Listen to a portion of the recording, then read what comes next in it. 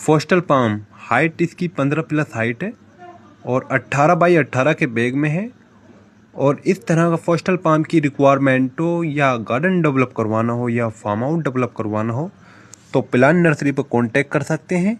आप विज़िट करना चाहते हैं तो हमारे पास विज़िट कर सकते हैं, या आप ऑनलाइन मंगवाना चाहते हैं तो ऑनलाइन भेज देंगे हम। हमारी ऑल इंडिया सप्लाई है। हम गार्डन या फार्म हाउस भी डेवलप करते हैं, लैंड स्पीकिंग का भी वर्क हम करते हैं।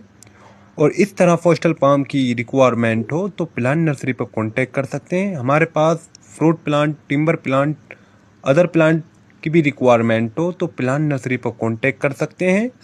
हमारे पास बल्क क्वांटिटी में प्लांटों का स्टॉक है और हमारे पास रोल पाम भी अवेलेबल है। किसी प्रकार के प्लांटों की रिक्वायरमेंट हो तो प्लान नर्सरी पर कांटेक्ट कर सकते हैं।